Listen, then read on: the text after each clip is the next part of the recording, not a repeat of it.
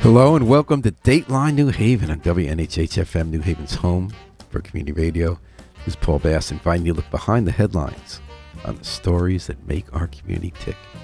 It's Thursday, which means it's Headlines and Basslines Day. We look at the local headlines, mostly from the New Haven Independent, my go-to source for news in New Haven, and so many other people's too, with a little commentary, a little snark, sometimes not snark, God forbid, on the headlines, and then some music inspired by the stories that make our community tick.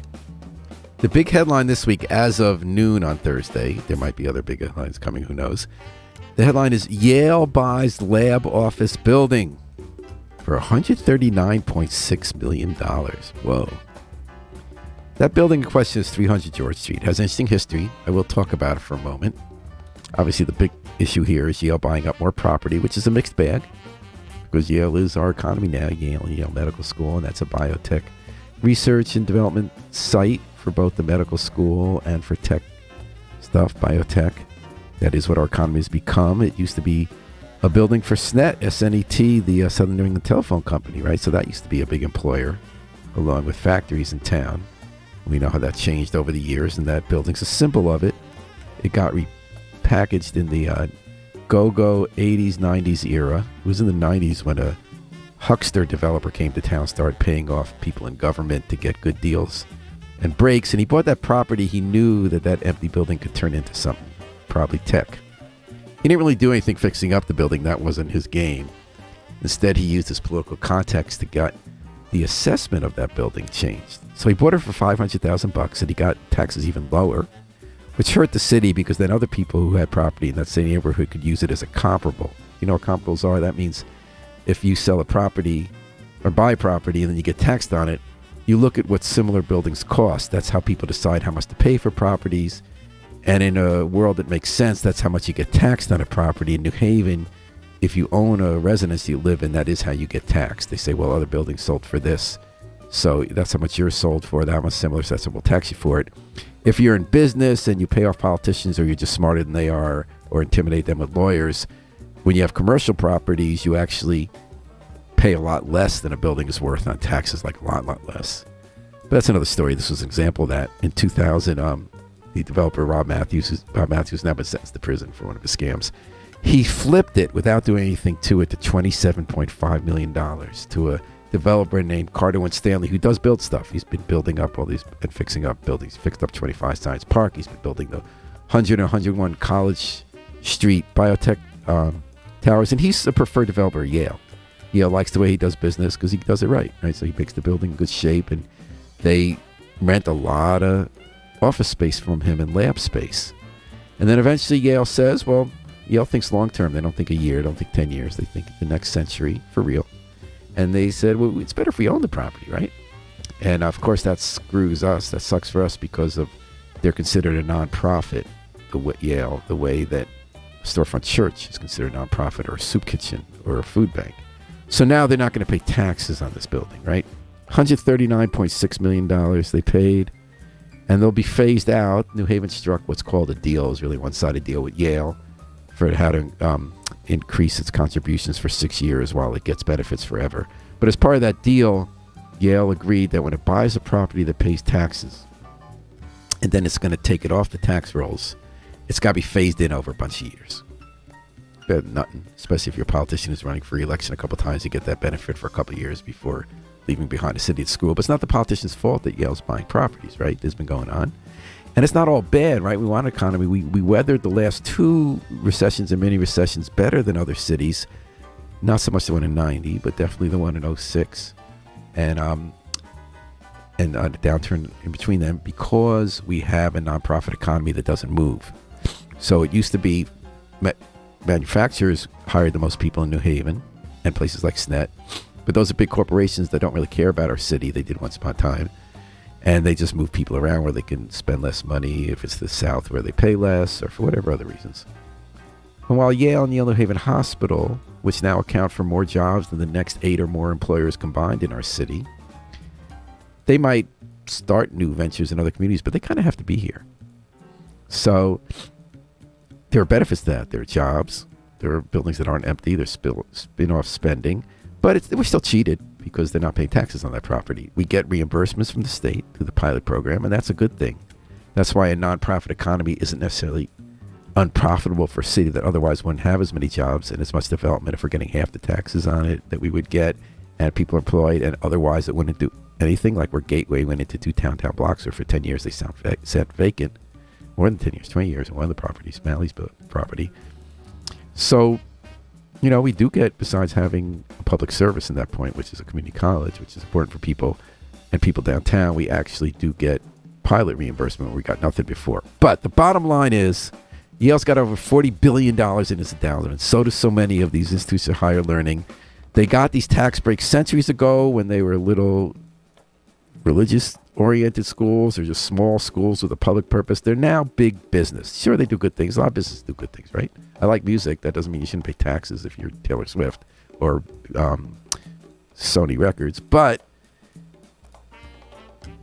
these big universities like Yale are in an arms race to raise money from private equity people like Steven Schwartzman, who built a new center here.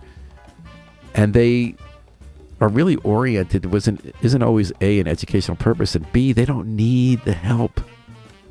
They have more money in their, they could have a rounding error on their annual budget or taxes that could pay for our entire school system in New Haven. There is a Republican Senator, Charles Grassley, who year after year brings this up.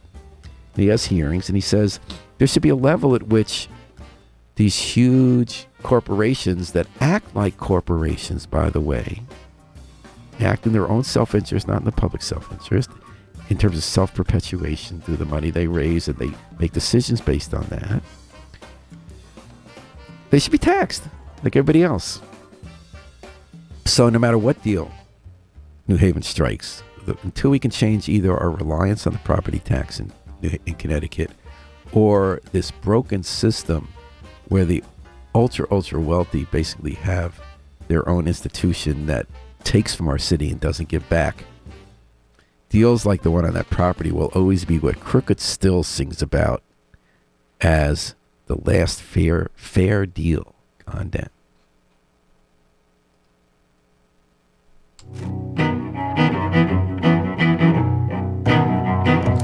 It's the last fair deal gone down. The last fair deal gone down. The last fair deal gone down. Good Lord, on that Gulfport Island road. I love the way you do.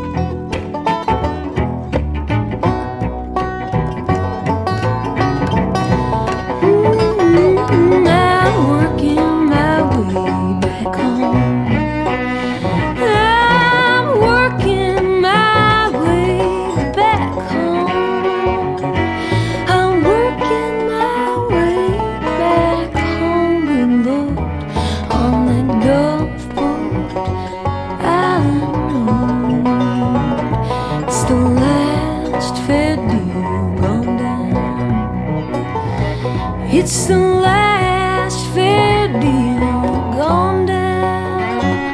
It's the last fair deal gone down the road on that Gulfport Avenue.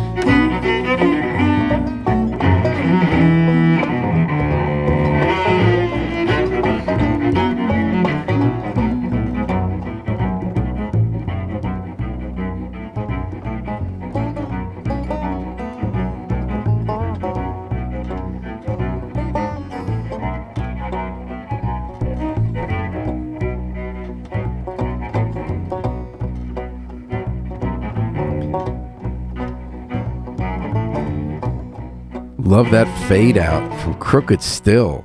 Last fair deal gone down, like the Yale deal. Robert Johnson wrote that, the great blues singer in the early 20th century. And then so many groups did it. And that's Crooked Still. They were the bluegrass band that was in the aughts. And actually, in the aughts, they were kind of hit it. Aoife O'Donovan's the main person there on vocal. And Greg released on banjo, who was here at Yale at one point.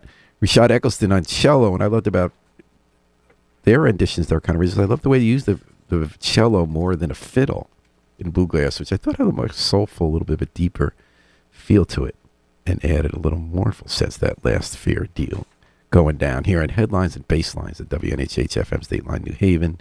We're looking at the local headlines, latest in New Haven Independent, some other places, and the snark or not snark, and the music inspired by it. Here's a headline Doreen Chernecki wrote in the Independent this week. Advocates to City, be bold again on immigrant rights. There was a hearing at City Hall by the alders about immigrant rights. Big issue, like New Haven, been dealing with immigration in interesting ways for more than 100 years. But in the most recent waves from Latin America, especially, and now from Afghanistan, we resettle a lot of people. We embrace immigration, especially in the aughts and in the teens. We did some groundbreaking ID card, police policy that you don't ask people about the immigration status, and New Haven was a light, and we benefited. It was the moral right thing to do, but it also benefited our economy because we welcomed people with new energy, new ideas, and had so much to offer to our city. There's a sense, like so many things in New Haven, that the innovation's gone, the energy's gone, the thinking big, taking risks, having vision doesn't happen. So there was a suggestion that they moved to create an office of immigrant rights. So I'm not sure what creating offices do. It really depends who's in the office. You can create a lot of offices with Justin Elicker as the mayor. Doesn't mean they're going to take risks or do much that's interesting. They're good people and do the jobs well, which is, that's not none. But it's also not when we had that era of stepping on immigration rights. And there is a sense that maybe immigrants aren't as protected as they always were by our city actively. And we'll see what happens. And if there is a change in the presidency, Donald Trump's running, saying he's going to get a law passed he hopes that requires local police departments and governments to cooperate with federal authority to identify people who are here undocumented so they can send them off to camps, detention camps. That is actually not a Trump critic who wrote that description. That's from the Trump campaign. So that would go in the face of one of those innovative changes we made a decade ago in New Haven, which we wouldn't be able to make today given the risk-averse city government we have now. But we do have a government that cares. People care about people, at least most people in government care about immigrants and welcome them to our city. But in the meantime, so much like the basement tapes. Sometimes when we get in New Haven, as Bob Dylan and the band sang in the basement tapes, it's a little bit of too much of nothing.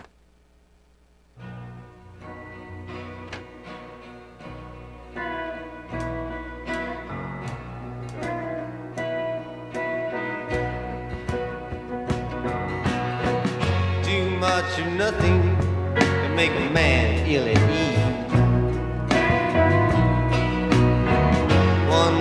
temper rises where another man's temper might freeze. Now it's that day of confession, and we cannot mock a soul. But when there's too much of nothing, no one has control.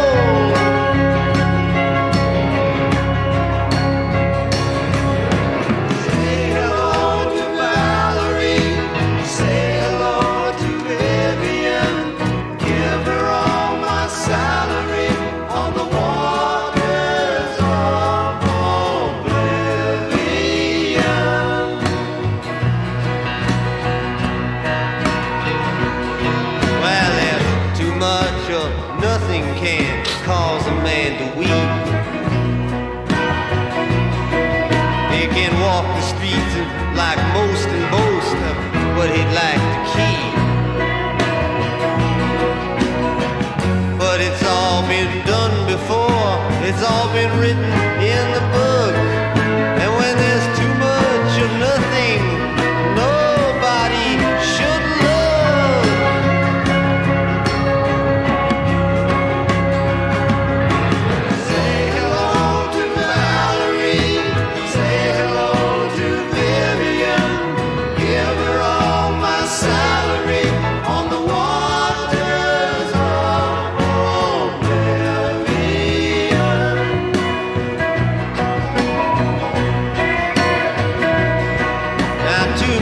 Nothing can make a man a liar. It can cause some men to sleep on nails. It can cause others to eat fire. Everybody's doing something. I've heard it in a dream. But when there's too much of nothing, it just makes a fella mean.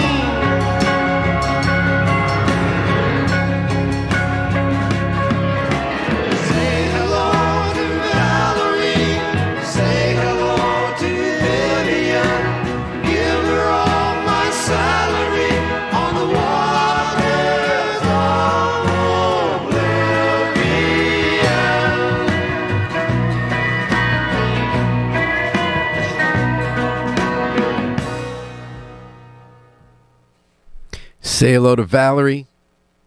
Say hello to Vivian. Give them all my salary on the waters of oblivion. Now, if you can understand what that has to do with too much and nothing, maybe it does. You will have cracked the Dylan code here on Headlines and Basslines, New Haven Independent, and WNHH-FM's weekly roundup of top headlines, a little commentary, and the music inspired thereof on WNHH-FM 103.5. Live streams at newhaven.org. That was from the Basement Tapes, Bob Dylan and the band. Too much and nothing. Here was another headline in the Independent this week. New alders prepare to dial downtown. I got to speak earlier this week on the show with two of the new alders who just elected. They're going to take on the Board of Alders, which is our city council in New Haven, starting January 1st. Teresa Morant in Quinnipiac Meadows, formerly described as Bishop Woods by Exit 8 and I-91. And New Hallville's Brittany Mayberry Nyblack, who's going to be taking over in New Hallville, both for alders who are leaving. They didn't unseat anybody. It was fun talking to them because I love the excitement new alders bring, the kind of optimistic idealism. You know, being an alder, you don't get rich unless you're incredibly corrupt in ways that we haven't been able to track down. Most people come in very optimistic about being part of their communities, making them a little better, representing people at the most grassroots level, at the citywide level, on issues as localized as a new sidewalk, to medium, to getting a job for their family, to big, to how we're going to redevelop our cities, get people the help they need, and make it a thriving place that includes everybody. Teresa and Brittany talked about how each of them went door to door and saw how mega landlords of low-income housing are not doing a good job in their neighborhoods. They saw ceilings that were collapsing, doorknobs that were off, and they want to use their position, which I think they can, to dial the Liberal City Initiative just as an alder when you're calling to keep after government. And, you don't have to be a jerk or a pest or mean. Just you keep after it. They respond, and you can help your people put pressure. Another thing that Moran talked about that I liked was in her neighborhood, was a controversial plan to take a days in, have the city buy it and put homeless people in there instead of dorm style in rooms and get support there. And her attitude was, this is really great. It's really great to help people. And some of my neighbors are worried about it because people got worried about what's coming in their neighborhood. Will be run right. So she is not even older yet. She felt she was able to bring people together with officials to have their questions answered, to have their concerns heard, that there be security, that there be backup, there be support on site, be kept clean. All good, you know. And what was even most impressive is they didn't have an opinion on everything. They have an open mind. This is another great thing coming all done. You know, what struck me was that they gave props to the people they're replacing. Some of the people have inspired them who are on the board, and they're looking forward to solving problems as a team. They're not coming in as, I'm the superstar, everything. You know, some people come in and say, everything's broken and corrupt in the system. I'm going to come in and make it better. Like Justin Elker actually said that very thing. And then within a day, he was saying, oh, this is more complicated than I realized. They're really good people trying to do things within limits, and things have been tried that didn't work. And it's harder than I realized. And I have more appreciation for what the people before me did. Moran and Mayberry Knobloch coming in saying, I want to be part of a team that cares about the city and wants to work hard to make it safer, more inclusive, where people can thrive and be free from discrimination and live in good conditions and get a good education. They want to do what Marie Knight sings about doing in her tribute to Reverend Gary Davis, where they want to belong to the band.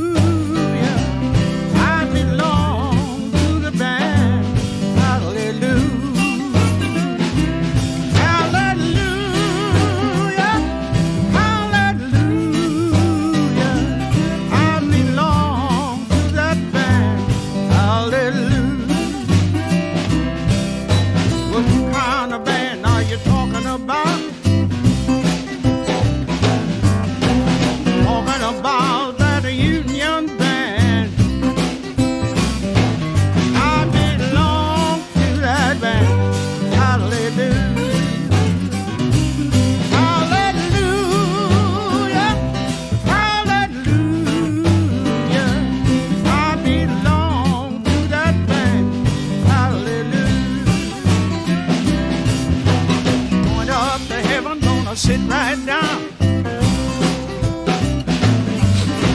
and ask my Lord for my story round.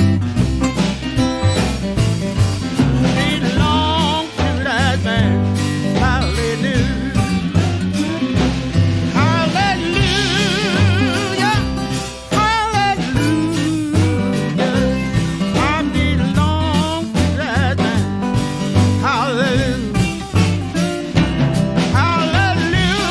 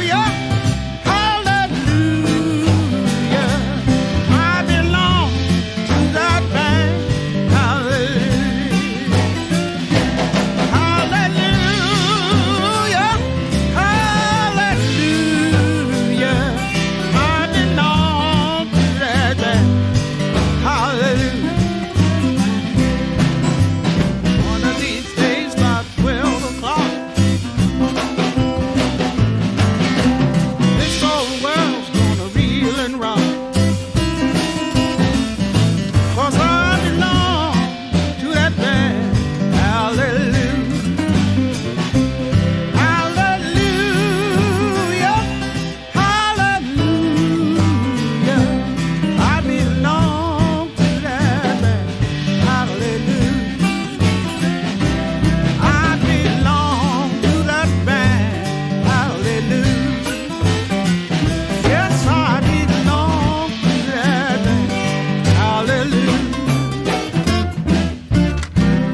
One of these days around 12 o'clock, this whole world's going to reel and rock. Marie Knight from her 2007 release of the songs of Gary Davis, Let Us Get Together. I belong to the band, just like the newly elected alders in Quinnipiac Meadows and New Hallville, who are looking to belong to the band, trying to make good things happen in elective office in New Haven. You're listening to Headlines of Basslines, WNHH-FM, New Haven's home for community radio, 103.5 FM. Talking about latest headlines in the independent and other media about New Haven and songs inspired. Headline, story by Tom Breen, a continued story he's following.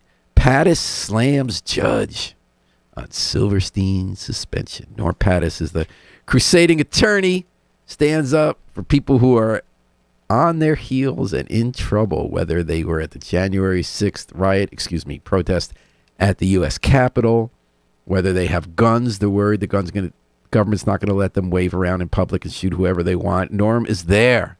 Norm is there for Rick Silverstein. He's another controversial criminal defense lawyer in New Haven. He has 500 clients. A lot of people hire Rick Silverstein.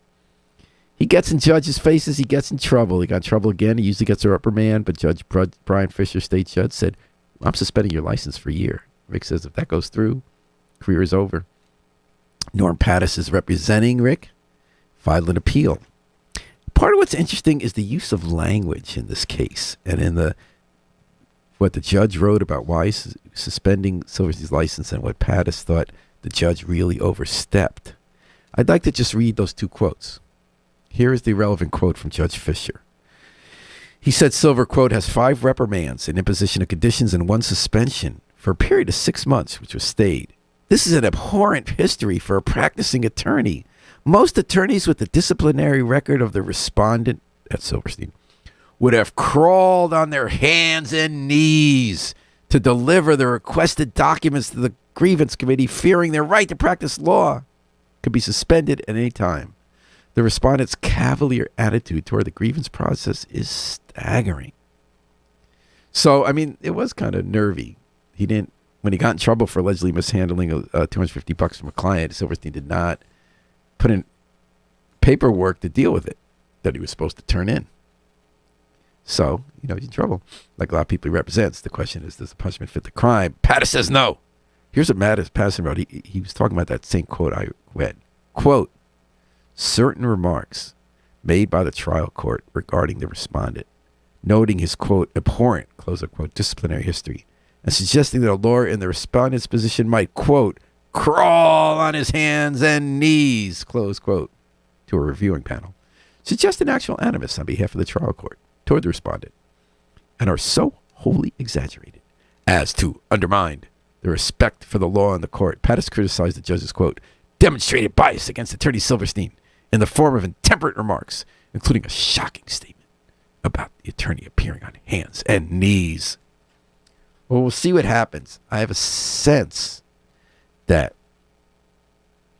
Judge Fisher might be kind of determined to do what with Silverstein, what Al Green sang about being done to him, which was to take me to the river.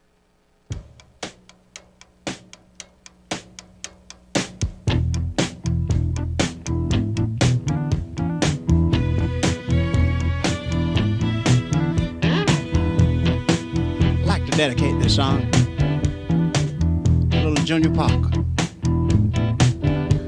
a cousin of mine that's going on, but we'd like to kind of carry on in his name by saying, I don't know why I love you like I do, after all the changes that you put me through.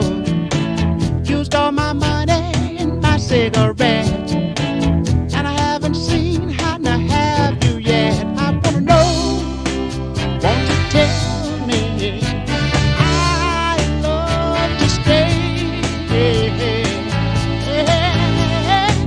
me to the river, wash me down, want to cleanse my soul, put my feet on the ground,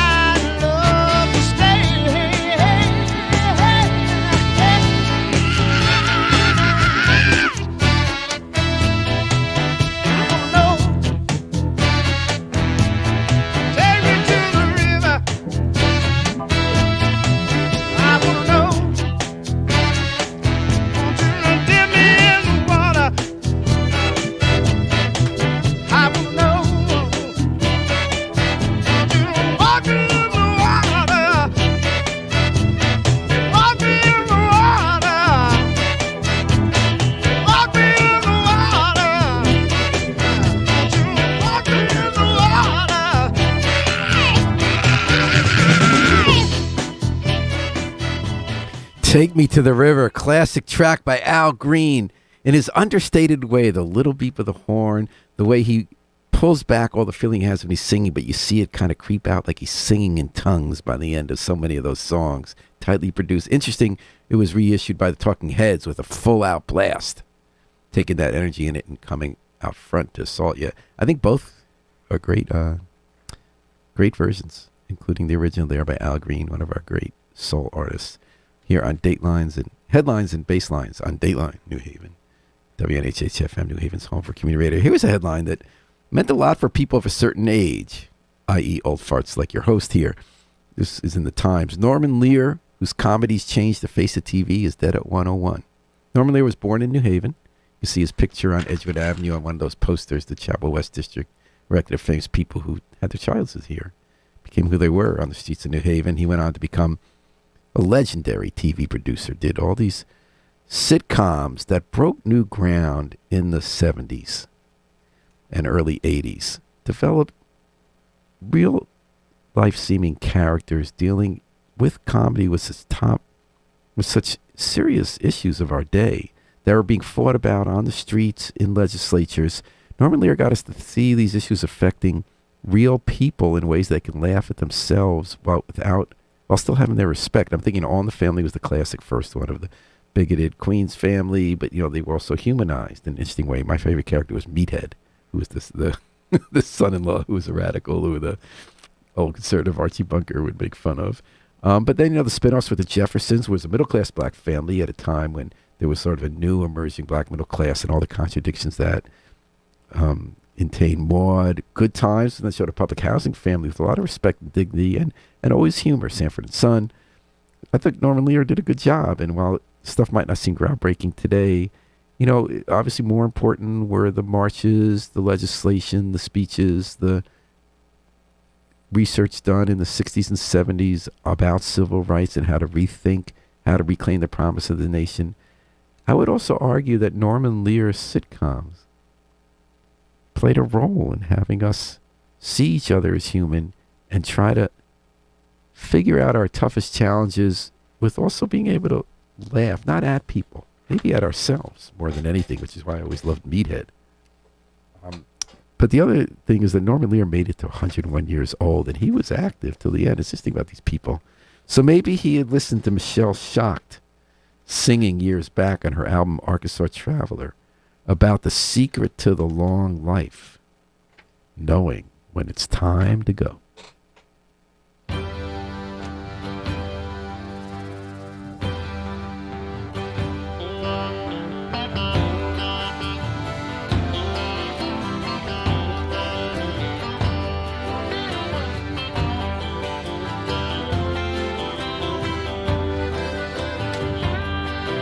Billy Barlow was a poor boy, that's why he robbed the Union Grove Bank. He was a sweet-talking ladies' man, that's what he'd have ladies all to thank. Oh, the secret to a long life's knowing when it's time to go. Oh, the secret to a long life's knowing when it's time to go. So when the posse came riding, Billy went hiding down south. Pulled up in a shack with Maria, with the black hair and the ruby red mouth. Oh, the secret to a long life's knowing when it's time to go. Oh, the secret to a long life's knowing when it's time to go.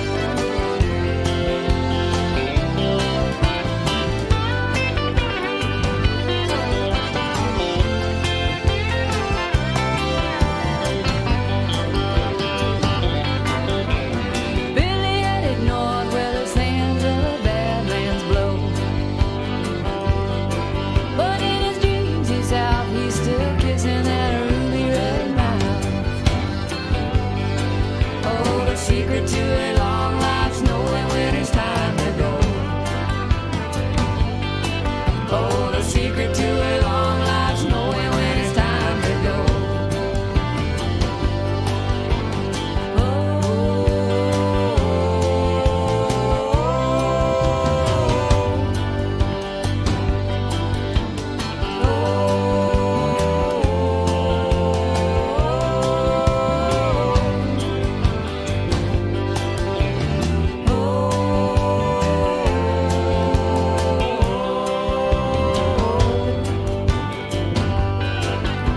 The secret to a long life's knowing when it's time to go.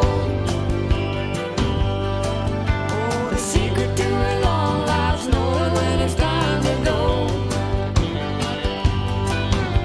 The secret to a long life's knowing when it's time to go.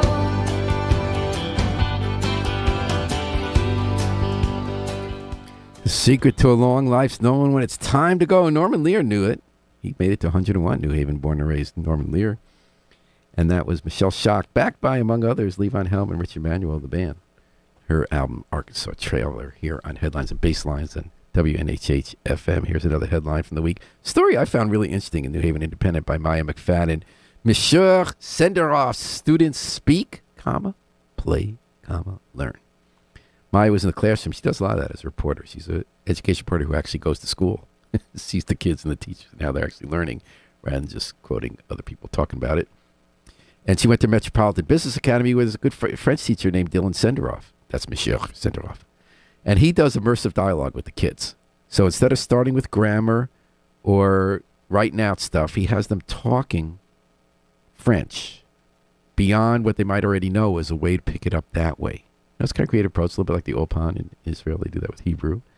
And what he does is he has crossword puzzles. Simon Says, Jacques Adi, what's that? He has bingo and games like that. You know, maybe thinking about how when we learn languages is so important. I wish I knew more languages. And with words, we're always trying to get at meaning. The words are our tools to try to get at so many truths or descriptions that we see in our head or think about or feel in our heart that we imperfectly try to capture in order to communicate. I was reading about a description of prayer, how it starts, Hasidic idea that it starts with the words, and then you add melody and singing to try to lift that up and go deeper until finally you just have the melody and you dance, and that's how you get closest to whether it's God or transcendence or connection. Sometimes words are so important, and sometimes, like with Booker and the MGs, you're past the need for words and you're all the way just at the music stage as they were with their classic Green Onions.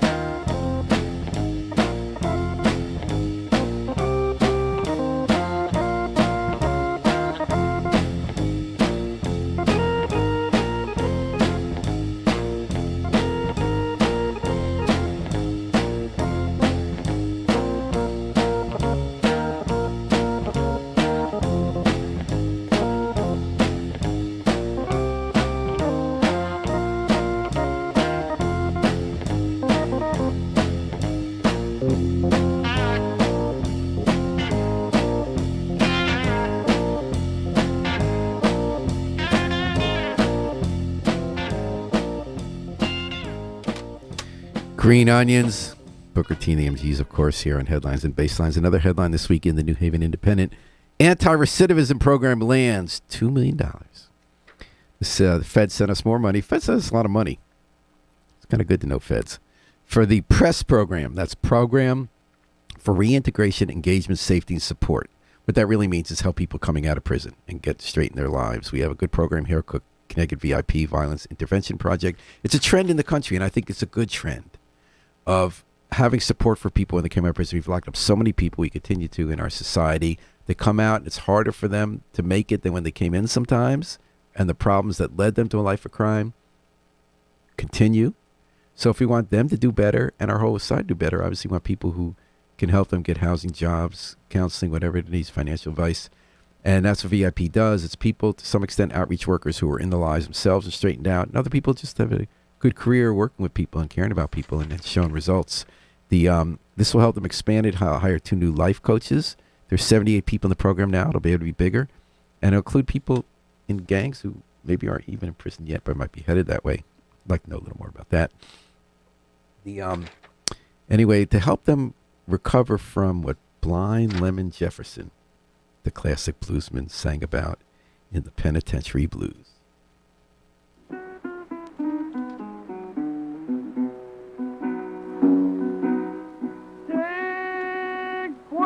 For your dressing, and that is all for your style. Take gold white for your dressing, that is all for your style. If you want to go to the state penitentiary, go to Groesbeck for your trial. I hung around Groesbeck, I worked in hard rain.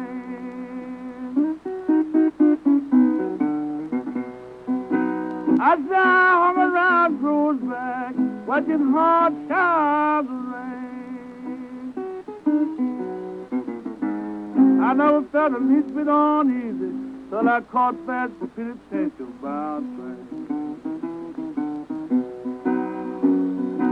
I used to be a drunkard, rowdy everywhere I go. I said I used to be a drunkard and rowdy everywhere I go.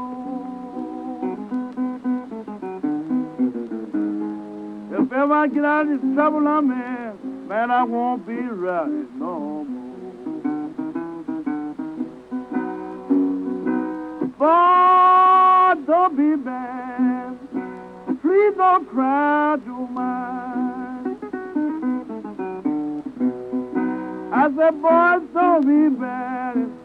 Please don't cry too much. If you get in trouble in Groesbeck, they're going to send you to penitentiary fly.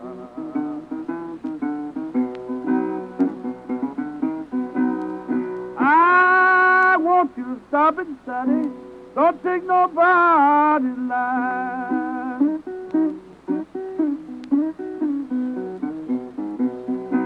I want you to stop and study. Don't take nobody's life. They got water to state penitentiary. You can't jump, man. These highs is high.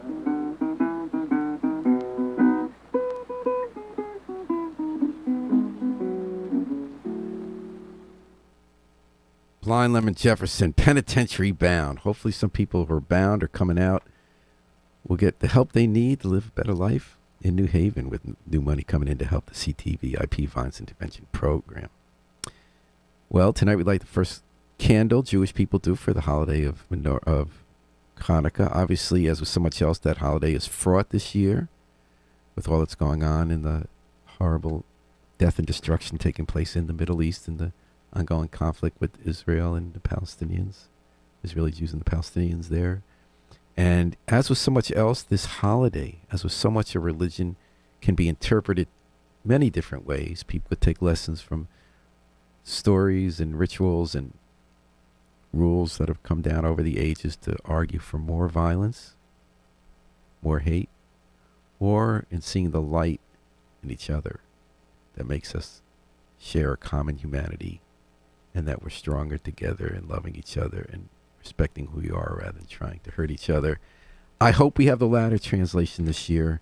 Meanwhile, here's Mark Cohn's translation of one of the Hanukkah songs, Rock of Ages.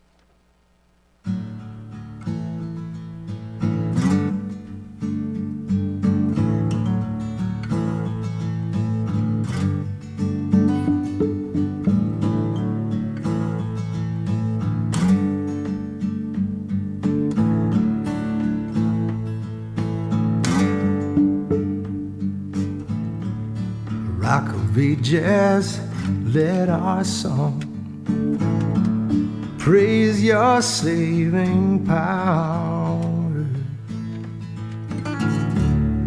Thou amidst the raging foes, you were our sheltering tower, our sheltering tower.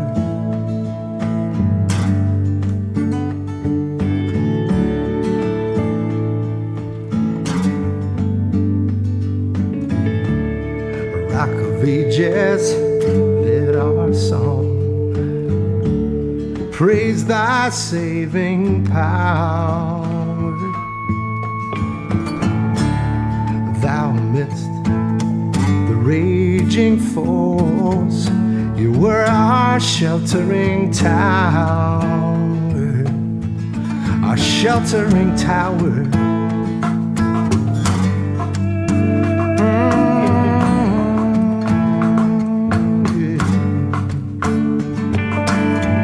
Furious they assailed us, but thine arm availed us, and thy word broke their sword when our own strength failed us, and your word broke their sword when our own strength failed.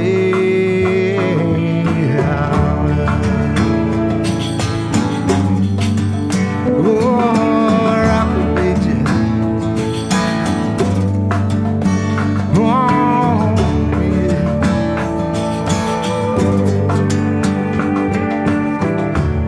Children of the wanderers, whether free or fettered,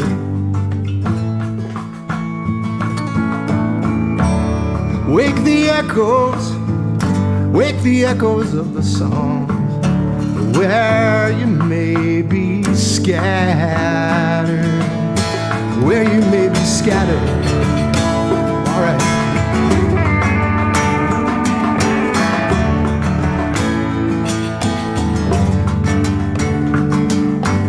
Yours the message sharing that the time is nearing, which will see all men free and tyrants disappearing. I hope we see all men free and tyrants disappear.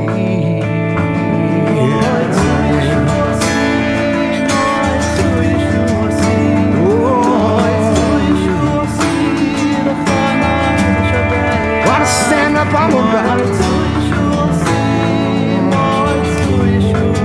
Oh, Rock of Ages. Oh, la la la la la la la la. Yeah, yeah, yeah, yeah.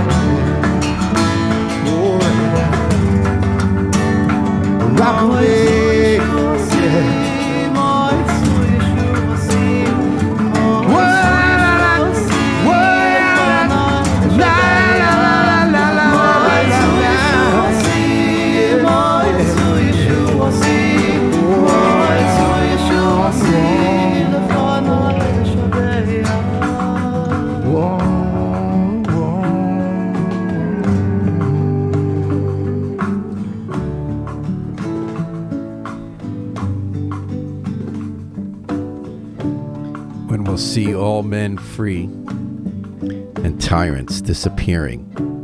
That's a new translation, newish. On Rock of Ages, which we sing now in Hanukkah, by Mark Cohn. That is my prayer this season. That we do see all men free and tyrants disappearing. The songs we feel so strongly in our hearts and our souls, the stories, the dreams, the hurt, that can set us so apart and are setting people so apart right now in the Middle East. May we have one song we sing together, that we hear each other's song, hear each other's story, and learn to live together in peace. Thanks for joining us today on Headlines and Basslines on WNHH-FM. I'm going to close it out with the Afro-Semitic Experience performing I Wish I Knew How It'd Feel to Be Free from the group CD A Plea for Peace. This is Paul Bass inviting you to fly free with us all day and all night at WNHH, New Haven's home for community radio.